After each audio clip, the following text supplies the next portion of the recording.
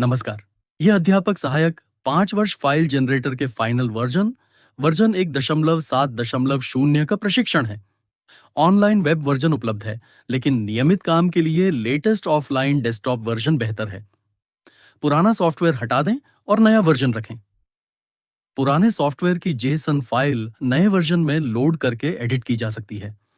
पहले टैब में नाम, पिता का नाम, जन्म तारीख, category, mobile, email, subject, department, designation और एम्प्लॉय नंबर सही स्पेलिंग के साथ भरें। नीचे फैकल्टी ग्रुप बहुत महत्वपूर्ण है।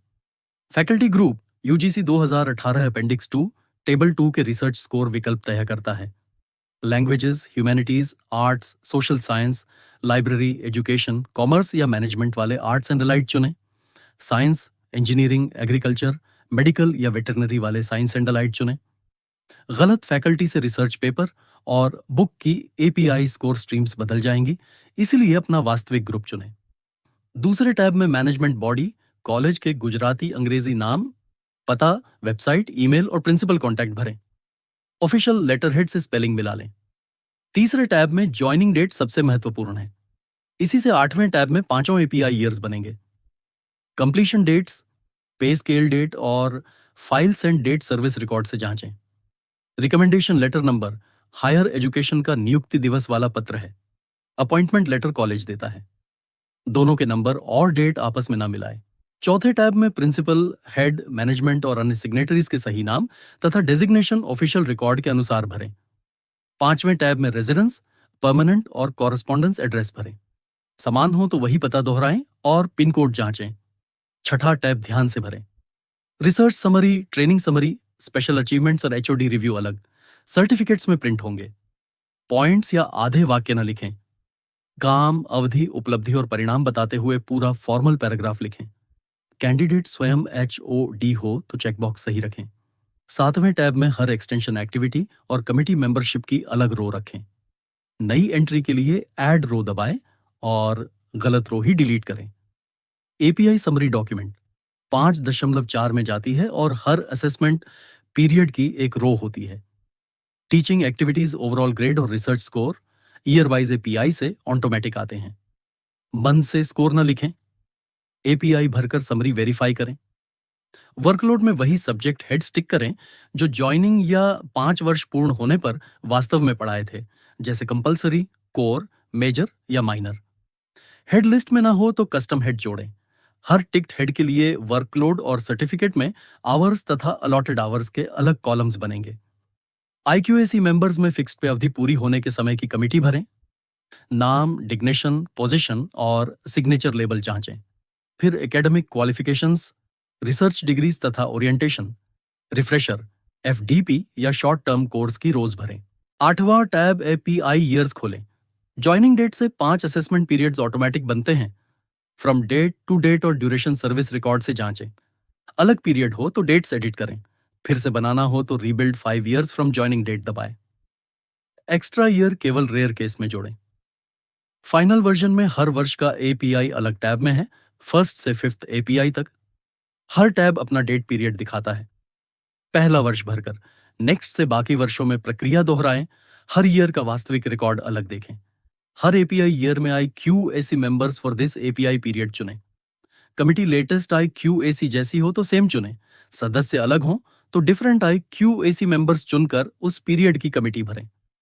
पांचों ईयर्स में इसे वेरीफाई करें। एपीआई एंट्री टीचिंग क्लासेस पर कोर्स से शुरू करें। ऐड रो में कोर्स या सेमेस्टर, जैसे बीए सेमेस्टर 1, सही सब्जेक्ट हेड, पेपर का नाम, क्लासेस टॉट और क्लासेस असाइंड आवर्स भरें। हर नए पेपर या कोर्स की अलग रो हो। आवर्स के लिए यूनिवर्सिटी कैलेंडर, टाइम टेबल और अटेंडेंस रिकॉर्ड देखें। कैलकुलेटेड ग्रेड पैनल एंट्रीज से taught versus assigned, teaching grade, activity heads, overall grade और टेबल 2 स्कोर बनाता है। टीचिंग 80% पर गुड, 70 से कम 80 पर सेटिस्फैक्टरी और नीचे नॉट सेटिस्फैक्टरी है। मैनुअल ओवरराइड केवल आईक्यूआरसी के वेरीफाइड निर्णय पर करें। 1.2 ए में एडमिनिस्ट्रेटिव रिस्पॉन्सिबिलिटी, बी में एग्जामिनेशन और इवैल्यूएशन ड्यूटीज तथा सी में कोकरिकुलर, एक्सटेंशन या फील्ड एक्टिविटी भरें। हर अलग काम की रो और उसी असेसमेंट ईयर का रिकॉर्ड रखें। डी में सेमिनार, कॉन्फ्रेंस या वर्कशॉप आयोजन, ई में पीएचडी गाइडेंस और एफ में माइनर, मेजर, नेशनल या इंटरनेशनल प्रोजेक्ट भरें। रिकॉर्ड ना हो तो रो न बनाएं। 1.2 ग्राम पब्लिकेशन ऑटोमेटिक है। पब्लिकेशन केवल नीचे रिसर्च पेपर्स में भरें। वही टेबल 1 के 1.2 ग्राम और टेबल 2 स्कोर दोनों में उपयोग होगी। टेबल 2 रिसर्च पेपर्स में title, journal, ISSN, volume, pages, month year, peer review, impact factor और ऑथरशिप भरें। फिर एप्लीकेबल यूजीसी स्कोर चुनें। क्राइटेरियन कठिन लगे तो वेरीफाइड पेपर और ऑथरशिप के अनुसार बेसिक कैटेगरी लें, जैसे सिंगल ऑथर बिना इम्पैक्ट फैक्टर 10 या रेफरीड सिंगल ऑथर 15 है। अनुमान से ऊंचा स्कोर न चुनें। Books, chapters, editorship, translation, ICT, guidance, projects, patterns, awards और इनवाइटेड लेक्चर्स के अलग सेक्शंस हैं। रिसर्च स्कोर अनिवार्य न हो तो भी प्रमाण पर भरना बेहतर है। सबसे महत्वपूर्ण अपेंडिक्स 2 टेबल 1 है। टीचिंग से 1.2 ए से जी तक, सेकंड से 5th एपीआई में यही वर्कफ्लो दोहराए। सही आईक्यूएससी, टीचिंग, एक्टिविटीज, पब्लिकेशंस और ऑटोमेटिक ग्रेड्स चेक करें। पांचों टैब्स कंप्लीट होने पर कंसोलिडेटेड समरी सही बनेगी। पेज सेटअप में चारों मार्जिन और लेटरहेड का टॉप ब्लैंक स्पेस रखें। डिफॉल्ट से डॉक्यूमेंट जनरेट करके वर्ड में इंस्टीट्यूट लेटरहेड से मिलाएं। जरूरत पर मार्जिन या ब्लैंक स्पेस बदलें। गुजराती फॉन्ट, इंग्लिश फॉन्ट और ओवरऑल साइज सभी डॉक्यूमेंट्स पर लागू होते हैं। किसी एक डॉक्यूमेंट में टेक्स्ट अधिक हो तो पर डॉक्यूमेंट चॉइस में केवल उसका फॉन्ट या साइज बदलें। बाकी ग्लोबल सेटिंग लेंगे। फुल ईयर वाइज एपीआई में रीडेबिलिटी रखें। केवल पेजेस घटाने के लिए फॉन्ट बहुत छोटा ना करें। 15वें टैब में सिलेक्ट ऑल दबाकर काउंट चेक करें। Forwarding, certificates, PBAS consolidated, part A plus B, 5 full API और 5 शॉर्ट पार्ट बी मिलते हैं। पूरी फाइल के लिए सभी सिलेक्टेड रखें। फुल ईयर वाइज एपीआई सबसे महत्वपूर्ण आउटपुट है। एपीआई ईयरली फुल में पांचों पीरियड्स चेक रखें। ये full self appraisal, table 1 grading और टेबल 2 स्कोरिंग वाले विस्तृत डॉक्यूमेंट्स हैं। 16वें टैब में candidate, subject, college, dates, IQSC, 5 periods और डॉक्यूमेंट काउंट वेरीफाई करें। वार्निंग, 0 ग्रेड या मिसिंग पीरियड हो तो संबंधित टैब सुधारें। फिर जनरेट ऑल सिलेक्टेड डॉक्यूमेंट्स दबाएं। सक्सेस मैसेज के बाद जिप डाउनलोड करके एक्सट्रैक्ट करें। इसमें सभी वर्ड यानी DOCX फाइल्स होंगी। पीडीएफ से पहले वर्ड में जनरेटेड रिजल्ट खोलकर नाम, dates, paragraphs, tables, signature space और पेज काउंट जांचें। वर्ड के लेआउट या पेज सेटअप में पेपर साइज 4 चुनें और प्रिंट प्रीव्यू देखें। फिर फाइल, सेव एज या एक्सपोर्ट में पीडीएफ फॉर्मेट लें। पहले वर्ड डॉक्यूमेंट वेरीफाई करें। लेआउट गलत हो तो सॉफ्टवेयर में मार्जिन या फॉन्ट बदलकर फिर जनरेट करें। अंत में जेसन समझें। वर्ड की DOCX फाइनल एडिटेबल डॉक्यूमेंट है। जेसन सॉफ्टवेयर की पूरी वर्किंग फाइल है जिसमें सभी टैब्स, 5 एपीआई ईयर्स, रोज, स्कोर्स और पेज सेटअप रहते हैं। पहली बार सेव एज दबाकर कैंडिडेट नेम 5 ईयर फाइल जैसा नाम दें और एक मास्टर जेसन डेस्कटॉप पर रखें। स्पेलिंग, डेट, रो या स्कोर बदलने के बाद सेव दबाएं और मास्टर रिकॉर्ड लेटेस्ट रखें। बहुत कॉपीज न बनाएं। एक करंट मास्टर जेसन रखें। जरूरत पर डेटेड बैकअप अलग रखें। इसे डेस्कटॉप के सुरक्षित फोल्डर और ईमेल या ट्रस्टेड बैकअप में संभालें। अगली बार लोड दबाकर वही जेसन चुनें। पूरी फाइल खुलेगी और फिर एडिट या जनरेट कर सकते हैं। पुराने सॉफ्टवेयर की जेसन भी लोड होगी। उसके बाद faculty group, 5 API tabs, dates और स्कोर्स वेरीफाई करके सेव एज से अपडेटेड मास्टर बनाएं। याद रखें, पुराना सॉफ्टवेयर हटाएं, लेटेस्ट ऑफलाइन फाइनल वर्जन रखें, सही फैकल्टी ग्रुप और 5 एपीआई ईयर्स जांचें, टेबल 1 ध्यान से भरें, रिसर्च स्कोर प्रमाण पर चुनें, A4 लेआउट वेरीफाई करें, सभी डॉक्यूमेंट्स जनरेट करें और एक मास्टर जेसन सुरक्षित रखें। धन्यवाद।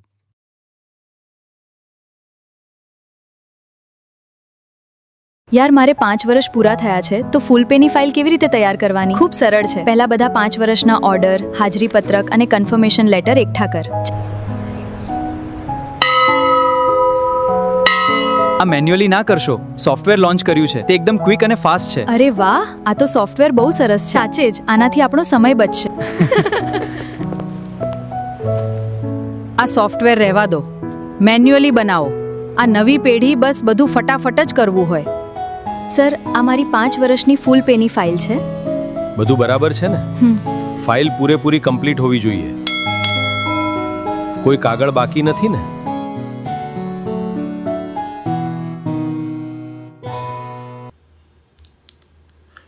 નમસ્કાર અધ્યાપક મિત્રો. જે અધ્યાપક સહાયક મિત્રો વર્ષ 2022, 2023, 2024, 2025 અને 2026માં ગ્રાન્ટીન એડ કોલેજમાં જોઈન થયા છે તેઓને 5 વર્ષ ફિક્સ પેના પત્યા પછી પૂર્ણ પગારમાં સમાવેશ કરવા માટે એક દરખાસ્ત, એક ફાઇલ મૂકવાની હોય છે, જે ખૂબ જ અગત્યની ફાઇલ હોય છે. તો એ અંગેની આ એક ડિટેલ ટ્રેનિંગ છે. આખી ટ્રેનિંગ તમે શાંતિથી જોશો એટલે ઘણી બધી વસ્તુઓ તમને ખ્યાલ આવશે જે તમને કદાચ પહેલાં કોઈને જણાવેલી નહીં હોય. આ ઉપરાંત તમારા આ જે અધ્યાપક સહાયકની 5 વર્ષની ફાઇલ છે એ કેવી રીતે તમે મેન્યુઅલી કરી શકો છો, કેવી રીતે વન ક્લિક સોલ્યુશન એટલે વેબ ટૂલ તો આપણે બનાવેલું હતું, પણ એમાં જે ખામીઓ હતી એ બધી દૂર કરવામાં આવી છે, એનો ઉપયોગ કેવી રીતે કરવો. ત્યાર પછી ડેસ્કટોપ સોફ્ટવેર પણ આજે લોન્ચ કરવામાં આવ્યું છે મારા દ્વારા. એટલે આ જે વન ક્લિક સોલ્યુશન હતું એ જ ડેસ્કટોપ સોલ્યુશન છે, પણ આ જે છે એના માટે કાયમ વેબસાઇટ જે છે તમારે ઓનલાઈન કામ કરવું પડતું હતું, તો એના માટે ડેસ્કટોપ સોફ્ટવેર બનાવ્યું છે. તો એની સેટઅપ ફાઇલ કેવી રીતે ડાઉનલોડ કરી, ઇન્સ્ટોલ કરી અને કેવી રીતે યુઝ કરવાનું એનું પણ આ ટ્રેનિંગમાં તમને લોકોને જણાવવામાં આવશે. ટ્રેનિંગ શરૂ કરતાં પહેલાં તમારા મોબાઈલની અંદર જો આ ક્લિયર વિડીયો દેખાતો ના હોય તો તમારે યુટ્યુબના સેટિંગમાં જઈ એની જે વિડીયો ક્વોલિટી છે એ તમારે સારી કરી દેવાની છે. જો તમને ખ્યાલ ના આવતો હોય તો તમારા બાળક કે અન્ય કોઈ ટેક સેવી પર્સનનો તમે હેલ્પ લઈ શકો છો. વિડીયો મોબાઈલમાં કયા રિઝોલ્યુશનમાં દેખાય છે તો ખાસ કદાચ જો નાનો વિડીયો પોર્ટ્રેટમાં દેખાતો હોય તો લેન્ડસ્કેપમાં તમે જોઈ શકો છો. આ ઉપરાંત અત્યારે બધાના ઘરે સ્માર્ટ ટીવી અને પીસી અને લેપટોપ તો હોય છે, તો એની અંદર પણ તમે જો આ વિડીયો જોઈ શકો તો વધારે સારું, જેનાથી તમને લોકોને વધારે ખ્યાલ આવી શકે. હું મારાથી બનતા બધા જ પ્રયત્ન કરીશ કે દરેકે દરેક સ્ટેપ્સ તમને લોકોને સમજાવી શકું. પણ આ ટ્રેનિંગ શરૂ કરતાં પહેલાં ઘણી બધી કોલેજોમાં મારા ટૂલ પર એટલે પહેલાં આ એક એન્ડ્રોઈડ એપ્લિકેશન જ હતી જેની અંદર હું ખાલી વર્ડ ડોક્યુમેન્ટ પ્રોવાઈડ કરતો હતો. પણ સમય જતાં વન ક્લિક સોલ્યુશન ને ડેસ્કટોપ સોફ્ટવેર અસ્તિત્વમાં આવ્યું. હવે ઘણા બધા મિત્રો અને ઘણા જૂના મિત્રો એવું કહે છે કે આવા સોફ્ટવેર નહીં વાપરવાના, પોતાની રીતે ઇન્ડિવિજ્યુઅલી વર્ડ ફાઇલમાં કરવાનું. એટલે એ લોકોની જે માનસિકતા છે એ જુદી હોય. તમે લોકો આના ઉપર કરી શકો છો વન ક્લિક સોલ્યુશન ઉપર, એ જ વસ્તુ બનવાની છે. વન ક્લિક સોલ્યુશનથી ફાયદો એ થશે કે તમે જે ડેટા અહીં ભરશો, ફિલઅપ કરશો, એ એક જ વાર તમારે ફિલઅપ કરવાનો છે. દરેક ડોક્યુમેન્ટની અંદર જ્યાં જ્યાં જરૂર હશે ત્યાં તમારે એ ડેટા તમારો ફિલ થઈ જશે. એટલે કે એક જ સર્ટિફિકેટમાં અથવા તો વિવિધ સર્ટિફિકેટમાં કોલેજનું નામ, ઉમેદવારનું નામ કાયમ તમારે બદલવાનું રહેશે નહીં. જોઈનિંગ ડેટ, ફૂલ પેની ડેટ એ બધી વારંવાર તમારે ફિલઅપ કરવાની જરૂર રહેશે નહીં. તો વન ક્લિક સોલ્યુશનના અમુક લાભ છે. એ જે જૂના અધ્યાપકો હોય, કદાચ તમને કોઈ એવું કહેતું હોય કે મેન્યુઅલી કરી લેવાનું, તો મેન્યુઅલી માટે પણ ડાઉનલોડ ઝીપનો ઓપ્શન તો છે જ. આ ઉપરાંત ખાલી મારી વાત કરું ને તો ઘણી વખતે આ બધી વસ્તુ એવી છે કે અહીંથી પ્રિન્સિપલની રિક્રુટમેન્ટમાં તમે જાઓ કે યુજીસી એપીઆઈ કેલ્ક્યુલેટરમાં જાઓ, ઘણી બધી કોલેજોમાં જ્યારે પ્રિન્સિપલની રિક્રુટમેન્ટ આવી ત્યારે આ પોર્ટલનો જ ઉપયોગ કરી અને એમાંથી ફોર્મ્સ, એપીઆઈ, ગણતરી એ બધાનો ઉપયોગ કરવામાં લગભગ ઘણી બધી કોલેજો એટલે હું કહી શકું કે 80% કોલેજોએ આ જ ફોર્મનો યુઝ કરેલો છે. એટલે આ વેબસાઇટ ઉપર આપેલી તમામ વસ્તુઓ ખૂબ જ મહેનતથી બનાવવામાં આવેલી છે. ઇવન ડીએ બિલનું જે હમણાં ગયું તો એની અંદર જ્યારે કચેરીમાં મારા દ્વારા જવામાં આવ્યું ત્યારે એવું કહેવામાં આવ્યું કે તમારા સોફ્ટવેર પરથી બનાવેલી વસ્તુ આવે છે એટલે આ વખતે બિલકુલ મિનિમમ ભૂલો આવે છે, બરાબર. એ રીતે એરિયર્સ કેલ્ક્યુલેટર છે કે પછી આગળની 10 થી 11ની ફાઇલ છે, આમાં ઘણી વખતે મને કચેરી તરફથી પણ એવો ફીડબેક મળતો હોય છે કે તમારા સોફ્ટવેરમાંથી બનાવેલી વસ્તુઓ ખૂબ જ પરફેક્ટ હોય છે. અને જ્યારે મારું 2020ની અંદર પૂર્ણ સમયના વ્યાખ્યાતા તરીકે સમાવેશ થયો ત્યારે મારી ફાઇલ માત્ર એક જ મહિનાની અંદર અપ્રૂવ થઈ ગયેલી હતી અને એ ફાઇલ લગભગ એકાદ વર્ષ સુધી સેમ્પલ ફાઇલ તરીકે મૂકી રાખવામાં આવેલી. એટલે મીન્સ અન્ય કોઈની દોરવણીથી એવું ના માનશો કે એમને ખ્યાલ પણ નહીં હોય કે આ ચેકલિસ્ટમાં ક્યારે સુધારો થયેલો હતો અને ક્યારે આ ફાઇલમાં અમુક વસ્તુઓ નવી આવેલી હતી. બરાબર છે. એટલે ખાસ કારણ કે આ બધામાં હું ખૂબ જ અપડેટ રહેલો છું, એટલે જે કંઈ વસ્તુ હશે એ બધી લગભગ જે લોકો કહી રહ્યા હશે એ લોકોની લિમિટેશનની બહારની વસ્તુ હશે. ચલો, તો હવે આપણે આપણી ટ્રેનિંગ શરૂ કરીએ પહેલાં એક વસ્તુ કહી દઉં છું કે અધ્યાપક સહાયક તરીકે તમે જ્યારે જોઈન થાવ છો ત્યારે તમે 10 થી 11માં આસિસ્ટન્ટ પ્રોફેસર તરીકે જોઈન નથી થયા. સો તમારી જે કંઈ રિક્રુટમેન્ટ થયેલી છે અધ્યાપક સહાયક તરીકેની છે એને આસિસ્ટન્ટ પ્રોફેસર માનવાની ભૂલ કરવાની નથી. આસિસ્ટન્ટ પ્રોફેસર તમે લોકો જ્યારે 5 વર્ષ પૂર્ણ થાય ત્યાર પછી તમને મંડળ તરફથી આસિસ્ટન્ટ પ્રોફેસરનો ફૂલ પેનો ઓર્ડર મળે છે અને એ ફૂલ પેનો ઓર્ડર એ ઉચ્ચ શિક્ષણ કમિશનર કચેરીનો જ્યારે ઓર્ડર થાય ત્યારે મળે છે. એટલે કદાચ કોઈ એવું કહેતું હોય કે તમારે તો ડાયરેક્ટલી લેવલ 11 માટે અપ્લાય કરવાનું હોય, તો એવું નથી. પહેલું તમારે આસિસ્ટન્ટ પ્રોફેસર બનવાનું છે, ત્યાર પછી NPSની પ્રોસેસ, એનેક્સરની પ્રોસેસ અને પછી CASની પ્રોસેસ કરવાની છે. તમે ડાયરેક્ટલી આસિસ્ટન્ટ પ્રોફેસર લેવલ 10 અથવા તો 8મા પગાર પંચમાં જે કોઈ લેવલ આવે એમાં કન્વર્ટ થયા સિવાય ડાયરેક્ટલી CS પ્રમોશન માટે એલિજિબલ થઈ શકશો નહીં. હા, પણ એક વસ્તુ છે કે આની અંદર જે કોઈ API ફોર્મ છે એ તમે ફરીથી યુઝ કરી શકશો. બરાબર છે. તમારે 10 થી 11નો ગાળો ચાલી રહ્યો છે, પણ અત્યારે તમારો ફિક્સ પેનો પણ સમયગાળો સાયમલ્ટેનિયસલી ચાલી રહ્યો છે. એટલે એક બાજુ જોવા જઈએ તો તમારો આમ 10 થી 11નો લેવલ 10 to 11નો જે છે પેસ ચાલી રહ્યો છે અને એના માટે પણ અહીં મેં કોર્સિસનું એક લખેલું છે. અહીં તમારે કયા કોર્સિસ કરવાના છે જેનાથી અત્યારે જે અધ્યાપકો મુશ્કેલી અનુભવી રહ્યા છે ઓરિએન્ટેશન રિફ્રેશરની એ મુશ્કેલીઓ તમને પડે નહીં. બરાબર. તો આની અંદર રોડ મેપ પણ છે, એનાથી તમારે શું કરવાનું છે, કઈ કઈ વસ્તુ કરવાની છે તમને ખ્યાલ આવી જાય. બરાબર. હવે આની અંદર ડાઉનલોડ ઝીપ ફાઇલ તો છે, જે પેલું બધા જે કહી રહ્યા છે કે આને વર્ડ ફાઇલ ખોલી અને તમારે એને અપડેટ કરવું જોઈએ. તો વર્ડ ફાઇલમાં કેવું થશે સૌથી પહેલાં તો તમે અહીં કદાચ જોશો તો દરેક વર્ડ ફાઇલની અંદર આ રીતે તમારે પોતાની ટ્રસ્ટનું નામ, કોલેજનું નામ આ બધું બદલવું પડશે અને આ બધા જે પ્રશ્નો થઈ રહેલા હતા એટલા માટે જ વન ક્લિક સોલ્યુશન લાવવામાં આવ્યું. પણ આની અંદર ખાલી પ્રશ્ન એ છે કે પહેલાં આને જ્યારે સેવ કરવામાં આવતું હતું ત્યારે આ દરેક અલગ અલગ ફાઇલ સેવ થતી હતી. એટલે આને વર્ડની જેમ જ એકવાર તમે ધારો કે આમ સેવ એઝ કરવું પડશે. ધારો કે આ વસ્તુ સેવ થઈ ગઈ. બરાબર છે. હવે આમાં જે કંઈ સુધારો કરો અહીં પછી આપણે સમજાય છે કઈ રીતે સુધારો કરવાનો છે. ત્યાર પછી એના પછી લોડ કરવાનું છે તમારે આ ફાઇલ. એટલે લોડ કરશો એટલે અહીં જે કંઈ સુધારો હોય એ તમારો પાછો વર્ડની જેમ ડોકએક્સ ફાઇલ આપણે બનાવી રહ્યા છે એ જ રીતે આમાં તમારે જે .jsn ફાઇલ આવશે એને લોડ કરવાની અને એને લોડ કરશો એટલે તમે જે કંઈ સેવ કરેલું હશે એ સેવ થઈ જશે. ફોર એક્ઝામ્પલ, આજના દિવસમાં તમે વ્યક્તિગત સંસ્થાનું પતાવી દીધું, નોકરીનું પતાવી દીધું, પછી તમને લાગ્યું કે બીજું કાલે કરીશું, તો એને સેવ એઝ કરી અને એ ફાઇલને તમારા કોમ્પ્યુટર અથવા મોબાઈલમાં રાખી શકાશે. બરાબર. અચ્છા, પણ આપણે વન ક્લિક સોલ્યુશન જે છે એ ઉમેદવારો માટે છે જે લોકો વધારે મોબાઈલ અને ટેબ્લેટમાં બધું કરી રહ્યા છે અને they are not friendly with PC અથવા તો લેપટોપ.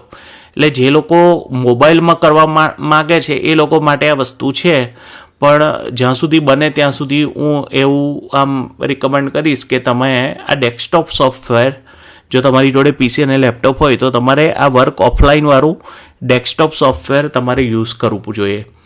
આમ જોવા જઈએ તો વન ક્લિક સોલ્યુશન ને ડેસ્કટોપ સોફ્ટવેરની બંનેની ફાઇલો .jsn જ બનશે. એટલે અમુક વખતે કદાચ તમે ટ્રાવેલિંગ કરતા હોય ત્યારે વન ક્લિકમાં કામ કર્યું હોય અને પછી એની એ ફાઇલ તમે ડેસ્કટોપ સોફ્ટવેરમાં ખોલી શકશો. બરાબર છે. અથવા જે કદાચ એવું હોય કોઈને કે મારે તો આ બધું નથી કરવું અને પ્રોપરલી ખાલી વર્ડ ફાઇલમાં જ કરવું છે, તો એના માટે પણ મેં તો ઓપ્શન આપેલો છે, એની ઉપર એક વિડીયો પણ છે.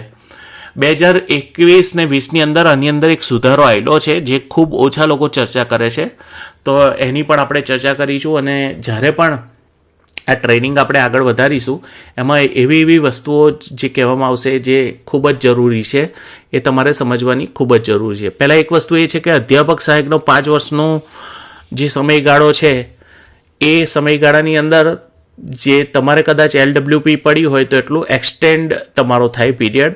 ઉપરાંત જે કંઈ રજાઓ છે date depends on college and trust.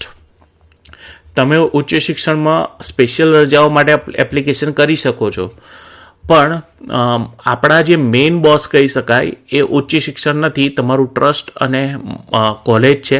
એટલે કોલેજ સાથે વ્યવહાર તમારે ખૂબ જ સારો રાખવો, જેનાથી કોઈ દિવસ એક્સટેન્ડ તમારી LWPમાં એક્સટેન્ડ પીરિયડ થાય નહીં. બરાબર. આ ઉપરાંત તમારે 5 વર્ષના પ્રોબેશન એટલે 5 વર્ષના ફિક્સ પે પછી તમારે જ્યારે આસિસ્ટન્ટ પ્રોફેસરની નવી જગ્યા, નવી જે કહેવાય કે અપોઇન્ટમેન્ટ મળે ત્યારે એની પણ તમારે યુનિવર્સિટી માન્યતા લેવાની છે. અને આસિસ્ટન્ટ પ્રોફેસર અત્યારે લેવલ 10 છે 7th પેમાં. જ્યારે તમે હશો ત્યારે 2027 વાળાને તો લગભગ લેવલ 10 જ આવશે, પણ આગળ જતાં અન્ય કોઈ પણ લેવલ કે ફિક્સ પે હશે એ પ્રકારનો ઓર્ડર તમને ગાંધીનગરથી થશે, અને એ ગાંધીનગરના ઓર્ડરના બેઝ પર તમારે ખૂબ જ ટૂંક સમયની અંદર મંડળમાંથી પણ એનો ફૂલ ટાઈમનો ઓર્ડરનો સેમ્પલ લઈ લેવાનો છે. અહીં એનો કેવી રીતનો ઓર્ડર હોય તમારો એની હું અહીં એક મોડેલ કોપી મૂકી દઈશ કે જેનાથી અત્યારે મેં રાખેલો જ છે, પણ લગભગ અહીંથી તમે સેવ કરી શકશો. હવે એ અપોઇન્ટમેન્ટ લેટરની અંદર પણ યુજીસીના નિયમ પ્રમાણે તમારે બીજા 2 વર્ષનો પ્રોબેશન આવે છે. જ્યારે પણ કોઈ નવી ડેઝિગ્નેશનનો ઓર્ડર આવે ત્યારે તમારે 2 વર્ષનો પ્રોબેશન યુજીસીના નિયમ હેઠળ આવે. હવે એમાં નિયમ એવો છે કે 1 વર્ષ પૂર્ણ થયા ગયા પછી બીજું 1 વર્ષનું એક્સટેન્શન આપી અને 2 વર્ષનો પ્રોબેશન લગભગ બધાને હોય છે. એટલે આમ જોવા જઈએ ને તો તમારું 5 વર્ષ પ્લસ 2 વર્ષનું એટલે ટોટલ 7 વર્ષનો પ્રોબેશન થાય છે. બરાબર. અને probation is the worst period, એટલે તમારે તમારી કોલેજ જોડે અને મંડળ જોડે ખૂબ જ સારું રાખવાનું છે, કારણ કે અલ્ટિમેટલી ઉચ્ચ શિક્ષણ કમિશનર કચેરીનું કામ માત્ર ને માત્ર અપોઇન્ટમેન્ટ આપવાનું છે. તમારા જે મેઇન એમ્પ્લોયર છે એ કોલેજ અને ટ્રસ્ટ છે. બરાબર છે. તો હવે આપણે આપણી વાત શરૂ કરીએ. ડેસ્કટોપ, આ તો વન ક્લિક સોલ્યુશન ને ડેસ્કટોપ બંને સેમ જ છે. આમાં ખાલી એટલો ફરક છે કે આ વેબ વર્ઝન છે અને આ ઓફલાઈન વર્ઝન છે. બરાબર. અચ્છા, અધ્યાપક સહાય કે આસિસ્ટન્ટ પ્રોફેસર નથી એ તમે કદાચ કોઈક રિસર્ચ પેપર કે સેમિનારમાં લખતા હોય તો જુદી વસ્તુ છે. અધ્યાપક સહાયક એક અલગ જ ડેઝિગ્નેશન છે, જેવું કોઈ યુજીસીમાં છે ને, ગુજરાત સરકારની સ્કીમમાં આપેલું છે, એટલે આપણે સૌ લખતા હોઈએ છીએ. પણ તમે ત્યાર પછી 5 વર્ષ પછી જ્યારે તમને ઓર્ડર મળે ત્યારે તમે દરેક ડેઝિગ્નેશનમાં આસિસ્ટન્ટ પ્રોફેસર લેવલ 10 લખી શકો છો. ફરી એકવાર કે આસિસ્ટન્ટ પ્રોફેસરમાં કન્વર્ટ થયા પછી તમારે NPS, એનેક્સર અને ત્યાર પછી CS ની ફાઇલ મૂકવાની છે. ભવિષ્યમાં આના સિવાય કોઈ નિયમ આવે તો જુદી વસ્તુ છે, પણ હાલ તાત્કાલિક તમારું લેવલ 12માં કન્વર્ઝન કે લેવલ 11માં કન્વર્ઝન નહીં થઈ શકે, એ ખાસ ધ્યાન રાખવાનું છે. હવે ડેસ્કટોપ સોફ્ટવેરની ફાઇલ ઉપર ક્લિક કરશો એટલે આ રીતની એક સેટઅપ ફાઇલ આવશે. આ સેટઅપ ફાઇલને તમારે ઇન્સ્ટોલ કરવાની છે. હવે ઘણી વખત એવું થશે કે તમારું PC તમને એવું કહેશે કે આ ફાઇલ હાનિકારક હોઈ શકે છે કે એવું બધું ખાલી કહે, કારણ કે ઓલરેડી આજે જ લોન્ચ થઈ છે. પણ જો કદું એવું એ પ્રકારની કોઈ મેસેજ ના આવે તો તમે તાત્કાલિક આને ઇન્સ્ટોલ કરી શકો છો, અથવા તો કોઈને કહેજો કે તમને ઇન્સ્ટોલ કરી આપે. એમ માત્ર તમારે એ વોર્નિંગ ને ઓવરસાઇટ કરી અને ઇન્સ્ટોલ કરવાનું છે. કોઈ પણ હાર્મફુલ નથી. આમાં માત્ર ને માત્ર તમારી અધ્યાપક સહાયકની 5 વર્ષની ફાઇલનું જનરેટર છે. એટલે તમારે આ સેટઅપ ફાઇલ છે, આ કોઈ આઇકન નથી. એટલે આના પછી તમારું આઇકન ક્રિએટ થશે ડેસ્કટોપમાં, પછી એ તમારું આખું સોફ્ટવેર તમે યુઝ કરી શકશો. આ તમારે જ્યારે આ ક્લિક કરશો ને એટલે આ ડાઉનલોડની અંદર ડાઉનલોડ થશે આ સેટઅપ. ત્યાર પછી તમારે એને ક્લિક કરવાનું છે. આમાં લખશે anyone who uses this computer all users, પછી એને નેક્સ્ટ કરવાનું. પછી એને સી પ્રોગ્રામ ફાઇલ્સની અંદર જે રીતે આપણે સોફ્ટવેર ઇન્સ્ટોલ કરીએ છીએ, લગભગ ઘણા બધાને સોફ્ટવેર ઇન્સ્ટોલ કરતાં આવડતું જ હોય તો એને ઇન્સ્ટોલ કરવાની છે. ફરી એકવાર જે લોકોને પીસી અને લેપટોપ ના ફાવતું હોય એ લોકો વન ક્લિક સોલ્યુશન વેબ વર્ઝનનું યુઝ કરી શકે છે. ત્યાર પછી અહીં આવશે રન ચિંતન મૈડાસ અધ્યાપક સહાયક 5 years, એટલે આપણે ફિનિશ કરીને એને ઓપન કરવાનું છે. એટલે આ રીતનું એક સ્ક્રીન આવશે. થોડીક જ સેકન્ડમાં આ જે સોફ્ટવેર છે એ ચાલુ થઈ જશે. હવે આની અંદર સાઈડ ઉપર વન ક્લિકની પણ લિંક હશે, જે ટ્રેનિંગ છે એનો પણ વિડીયો હશે, અને જે મેન્યુઅલી બનાવવાનું એ પણ તમને ડોક્યુમેન્ટ્સની લિંક હું મૂકી દઈશ કે જેનાથી તમને લોકોને સારું રહે.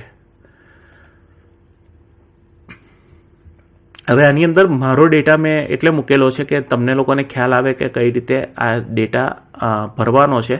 અત્યારે હાલ પૂરતું આપણે જો કેન્ડિડેટનું નામ છે, સૌથી પહેલું વ્યક્તિગત માહિતી છે. આ વ્યક્તિગત માહિતી આપણે સર્વિસ બુક પ્રમાણે ને તમારા ઓફિશિયલ રેકોર્ડ પ્રમાણે ભરવાની છે, જેનાથી કોઈ પ્રશ્નો ના રહે. ફોર એક્ઝામ્પલ માટે હું એક ભાઈનું નામ લખું છું, કેતનભાઈ મગનભાઈ પટેલ. બરાબર. હવે એ જ નામ ગુજરાતીમાં એટલા માટે જરૂરી છે કારણ કે અધ્યાપક સહાયકની ફાઇલમાં ઘણી વખત ગુજરાતી નામ પણ આપણે ઉલ્લેખ કરવાનો છે. તો હું એ ભાઈનું નામ લખું છું, કેતનભાઈ મગનભાઈ પટેલ. અહીંથી મારું નામ કાઢી નાખું છું જેનાથી તમને લોકોને દરેક વસ્તુ ખ્યાલ આવે. મગનભાઈ. હવે ડેટ ઓફ બર્થની અંદર તમારે જે ડેટ છે એ ઇંગ્લિશમાં જ લખવાની છે. તો ઇંગ્લિશની અંદર અથવા ગુજરાતીની અંદર લખો, પણ ખાસ તો ઇંગ્લિશમાં લખવાની છે તમારે. પછી તમારે પોતાનું પ્લેસ ઓફ બર્થ લખવાનું છે, જેન્ડર લખવાની છે, મેરિડ અનમેરિડ લખવાનું છે, ઇન્ડિયન લખવાનું છે, અને કેટેગરીમાં જે કેટેગરીમાં તમારી અપોઇન્ટમેન્ટ થઈ હોય એ કેટેગરી લખવાની છે. ફોર એક્ઝામ્પલ, કોઈ વ્યક્તિ ઓપન કેટેગરીનો હોય પણ એની જો અપોઇન્ટમેન્ટ EWS કેટેગરીમાં થઈ હોય તો એને EWS લખવાની છે. કોઈ ફોર એક્ઝામ્પલ SC કેટેગરીનો પર્સન છે પણ એનું અપોઇન્ટમેન્ટ ઓપનમાં થઈ છે તો હાલ તમારે ઓપનમાં લખવાની છે, કારણ કે તમારું મહેકમ જે છે એ રીતે થયેલું છે. હવે ઈમેલની અંદર તમારે પોતાનો ઈમેલ એડ્રેસ અને મોબાઈલ જે ચાલુ હોય એ લખી દેવાનો છે, કારણ કે ઘણી વખતે તમારી ક્વેરી જે છે એ કદાચ ઈમેલ પર આવી શકે છે. ફરી એકવાર જે 2020-21ની વાત કરું તો ફાઇલ્સ જે હતી એ ઓનલાઈન ચેક નથી કરવામાં આવતી, એને ટેબલ પરથી ટેબલ જવા દેવામાં આવતી હતી. હવે લગભગ મારી જાણ પ્રમાણે અત્યારે તમારા તમામ ડોક્યુમેન્ટ સ્કેન થાય છે, અને સ્કેન થઈ અને પછી એને એક સોફ્ટવેરમાં નાખવામાં આવે છે, ને ત્યાંથી ક્લેરિકલ સ્ટાફથી અધિકારીઓ સુધી પહોંચે છે. બરાબર. એટલે હવે ખાસ તમારે જે કંઈ ડોક્યુમેન્ટ જોડવાના છે એ ક્લિયરલી વિઝિબલ હોવા જોઈએ. એક સિમ્પલ વાત કહું તો એક ફાઇલ એવી હતી કે જેમાં 10માની ને BAની જે માર્કશીટો હોય એ બરાબર સ્કેન થયેલી નથી, તો એનું કોમ્યુનિકેશન ના થયું એના લીધે એક અધ્યાપકની ફાઇલ જે છે એ 1 વર્ષ સુધી જે છે એ હોલ્ડ પર રાખેલી હતી. પહેલાં આવું નહોતું, પહેલાં ફાઇલો ફિઝિકલ ફોર્મેટમાં જ જતી હતી. હવે આ ટાઈપનું જે છે ઓનલાઈન પોર્ટલ ઉચ્ચ શિક્ષણમાં છે, એટલે ખાસ ધ્યાન રાખવાનું કે તમારી જે ડોક્યુમેન્ટ્સ છે એ બધા ક્લિયરલી વિઝિબલ હોવા જોઈએ. જો જરૂર હોય તો તમે એની PDFની એક CD અથવા પેન ડ્રાઈવ મૂકી શકો છો ફાઇલની પાછળ. બરાબર. જેનાથી એ બધી વસ્તુઓ જોઈ શકે છે. હવે ત્યાર પછી તમારો જે સબ્જેક્ટ છે એ તમારે ગુજરાતીમાં અને ઇંગ્લિશમાં લખવાનો છે. તમારું જે ડિપાર્ટમેન્ટ છે એ તમારે લખી દેવાનું છે. ડિપાર્ટમેન્ટ એટલે તમારું કોલેજની અંદર કયું ડિપાર્ટમેન્ટ છે, તમારું ડેઝિગ્નેશન છે એ લખવાનું છે, અને તમારો એમ્પ્લોય નંબર ત્યાં લખવાનો છે. બરાબર. ત્યાર પછી નેક્સ્ટ સ્ટેપની અંદર તમારે તમારી જે મંડળ છે એનું નામ ગુજરાતીમાં, ઇંગ્લિશમાં, કોલેજનું નામ જે પ્રોપર ગુજરાતીમાં અને ઇંગ્લિશમાં લખવાનું છે. ઘણી વખતે અધ્યાપકોને કોલેજના નામ પ્રત્યે, રજિસ્ટર્ડ નામ પ્રત્યે પણ અજ્ઞાનતા હોય છે. ખરી વાત કહી શકું છું, કારણ કે ઘણી વખતે કોલેજને પોપ્યુલર નામથી જે રીતે ઓળખવામાં આવતું હોય પણ એનું જે રિયલ નામ હોય એ થોડું જુદું હોય. એટલે તમારું જે કોલેજનું રજિસ્ટર્ડ નામ હોય એ જ તમારે લખવાનું છે. ત્યાર પછી તમારે કોલેજનું એડ્રેસ લખવાનું છે, કોલેજની વેબસાઇટ લખવાની છે, કોલેજનો ઈમેલ લખવાનો છે અને પ્રિન્સિપાલ સાહેબનો કોન્ટેક્ટ નંબર લખવાનો છે. આ બધી વસ્તુ સિમ્પલ છે. આપણે અધ્યાપક બની જ ગયા છે એટલે આમાં કંઈ વાત વધારે નથી કરવાની રહેતી. ત્યાર પછી નોકરીની અંદર તમારે તમારી જોઈનિંગ ડેટ, 2 વર્ષની જોઈનિંગ ડેટ તો ધારો કે 5 તારીખ છે તો 2 વર્ષની 4 તારીખ આવે. પછી 5 વર્ષની કમ્પ્લીશન ડેટ 5 ના આવે, 4 આવે. એટલે તમે જે જોઈનિંગ થયા હોય એના અગાઉની ડેટ જ 5 વર્ષની પૂર્ણ થયેલી ડેટ કહેવાય. ત્યાર પછી તમારી જે રેગ્યુલર ડેટ જે છે એ તમારી 5 વર્ષની એક્ઝેક્ટ 5 વર્ષ પૂર્ણ થયા પછી તમે કદાચ આના માટે ChatGPTને પૂછી લો ને તો વધારે સારું રહેશે કે હું જોઈનિંગ આ તારીખે થયેલો હતો, તો મારી રેગ્યુલર ડેટ કઈ. બરાબર છે. હવે અહીં લખેલું છે ઓર્ડર ને ફાઇલ ડેટ. હવે આ શું છે કહી દઉં. તો તમે જે દિવસે આપણે ફાઇલ મોકલવાના છો એ ફાઇલની ડેટ એટલે ઓર્ડર ને ફાઇલ ડેટ. બરાબર છે. તો એ દિવસે જે તમે ધારો કે જે દિવસે ફાઇલ ધારો કે આપ 2022માં જોડાયા છો જુલાઈમાં, તો એની ફાઇલ તમારે મોકલવાની છે ક્યારે? તો એની ફાઇલ તમારે 2027 જુલાઈમાં મોકલવાની છે. હવે નિયમ એવો છે કે તમે એ ફાઇલ તમારા પૂર્ણ પગારના 15 દિવસ અગાઉ મોકલી શકો છો. એટલે ફોર એક્ઝામ્પલ કોઈ માણસ 27 જુલાઈ 2022માં જોડાયો છે તો એ 27 જુલાઈ 2027ના અગાઉ 10 કે 15 દિવસ અગાઉ આખું વર્ક કમ્પ્લીટ કરી અને પોતાની ફાઇલ મોકલી શકે છે.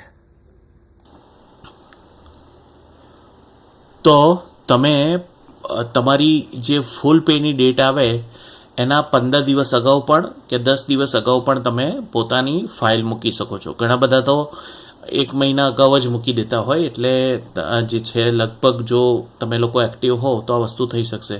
આમાં માત્ર સોફ્ટવેરમાં એક વસ્તુ ભૂલ થઈ ગયેલી છે કે આ ઓર્ડર ફાઇલ ડેટ જે છે ને એ તમે જ્યારે ફાઇલ મોકલો જાવક નંબર આપીને, લાઈક કે તમારું જે છે જાવક નંબર તમે જે દિવસે ફાઇલ મોકલી રહ્યા છો ત્યારની ડેટ લખવાની છે. એટલે ઓર્ડર એટલે એવી ડેટ નહીં કે જ્યાં તમારો ઓર્ડર થઈ જવાનો છે. ફોર એક્ઝામ્પલ તમારે કોઈ આખી ફાઇલ પ્રિપેર કરી દીધી અને ત્યાર પછી રેફરન્સ નંબર લખીને જે એની સામે જે નંબર લખો ને એ આ છે, પ્લેસ તમારું જે કોલેજ છે એ જ છે.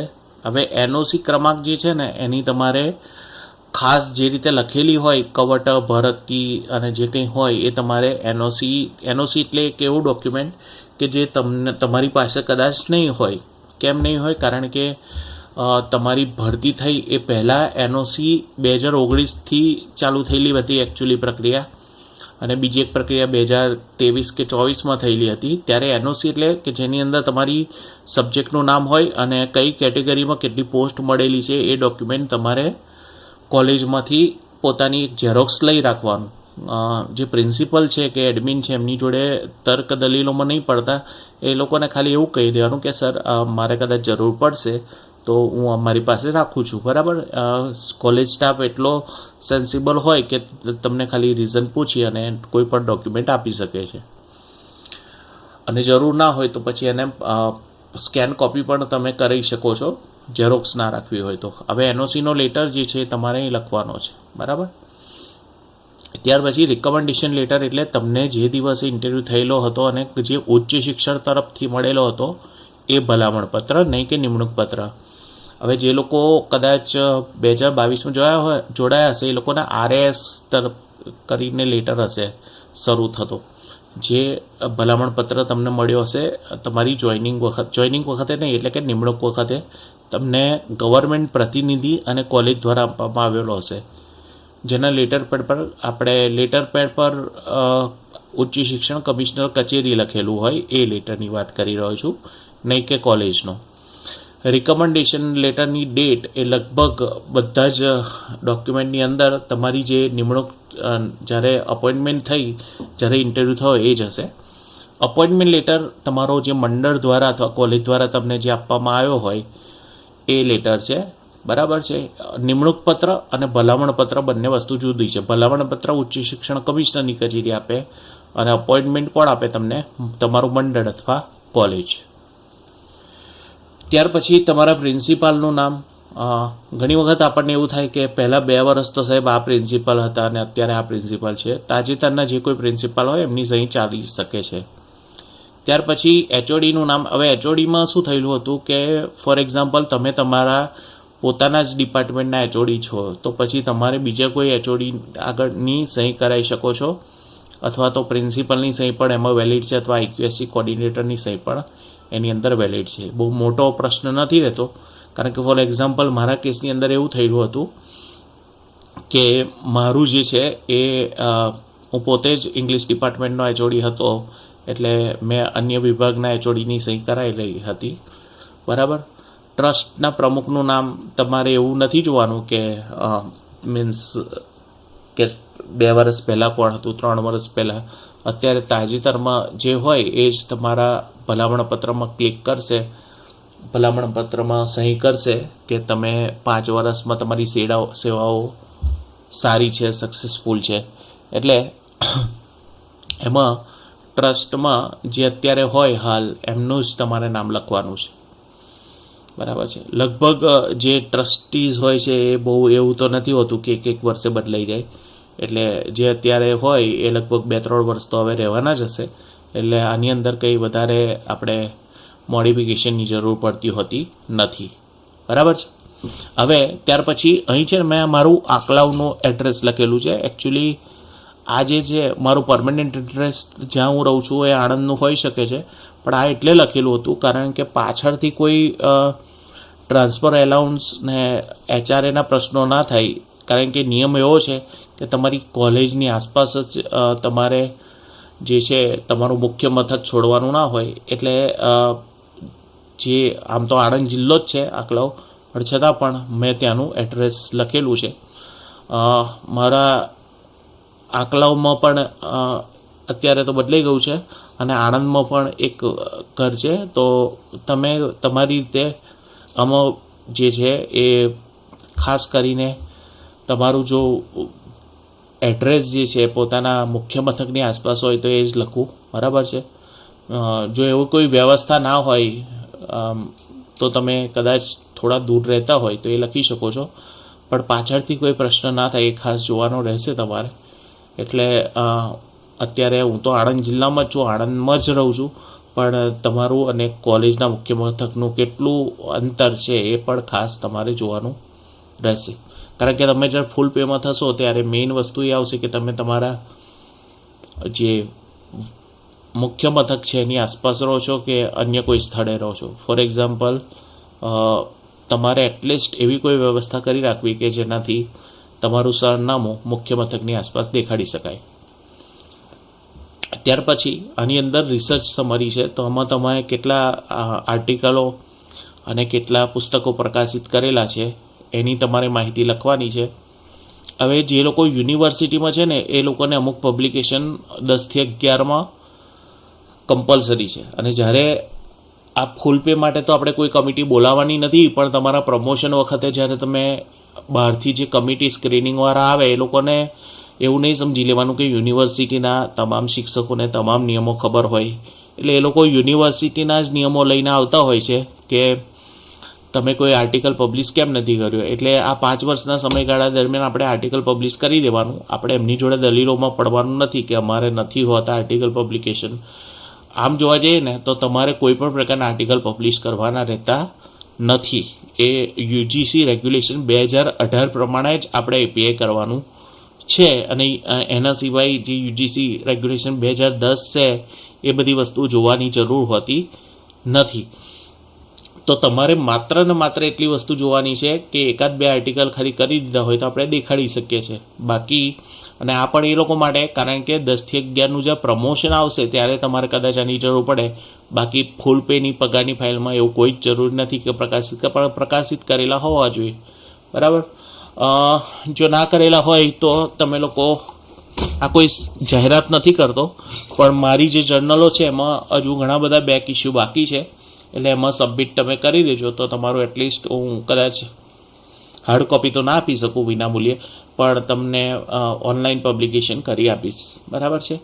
તો એ બધું ફ્રી રહેશે, એની ચિંતા કરવાની નથી. પણ લગભગ કોઈની જોડે ના હોય તો તમે કરાવી શકો છો. એની આ વેબસાઇટ છે researchjournals.in.